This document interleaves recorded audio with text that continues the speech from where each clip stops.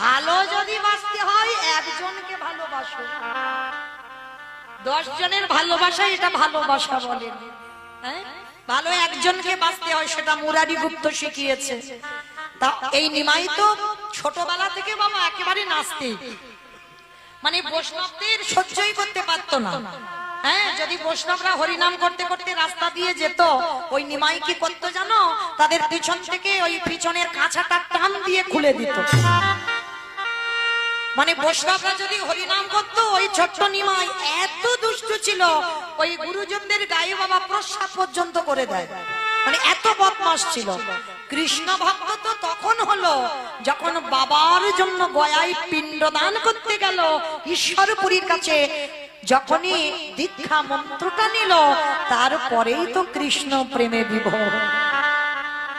যখন গয়া থেকে ফিরে এলো নবদ্বীপে, সে নিমাই আর সে নিমাই নয়, একেবারে অন্য ধরনের নিমাই, সর্বদা কৃষ্ণ নামে কাঁদে দীক্ষা নেবার পর আর গয়া থেকে ফিরবার পর। তার আগে নয়, তার আগে আমার নিমাই মুরারি গুপ্তকে একদিন প্রশ্ন করেছিল, মুরারি, আচ্ছা সবাই তো আমাকে সম্মান করে, তুমি করো না কেন? হ্যাঁ, বলে নিমাই আমি সম্মান করি না, কে বলেছে? বলে শোনো, আমি তোমার ভিতরের খবর সব জানি, তুমি বাইরে একরকম আর ভিতরে একরকম, আমি কি বুঝি না মনে করেছ? কারণ মুরারি তখন বুঝতে পারেনি যে নিমাই ভগবান।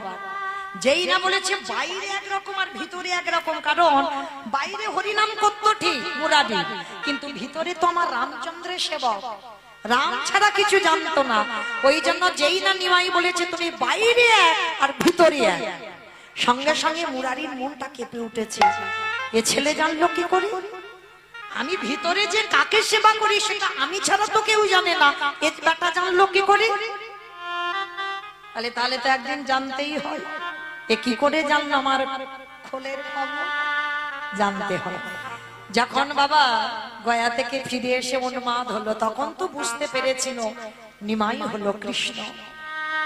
আজকে সবাই নিমাইকে ভগবান রূপে প্রণাম করে, কিন্তু মুরারি গুপ্ত কোনোদিন করে না। 20 বছরের বড় বলে নয়, যেমন অদ্বৈত আচার্য তো 52 বছরের বড়, তবু প্রণাম করে নিমাইকে। কেন? নিমাই ভগবান, বিশ্বের স্রষ্টা মালিক, সবাই নবদ্বীপে প্রণাম করে, কিন্তু মুরারি গুপ্ত একদিনের জন্য প্রণাম করে। একদিন আমার নিমাই প্রশ্ন করেছিল, মুরারি সবাই প্রণাম করে, তুমি তো কোনোদিন আমাকে প্রণাম করো না।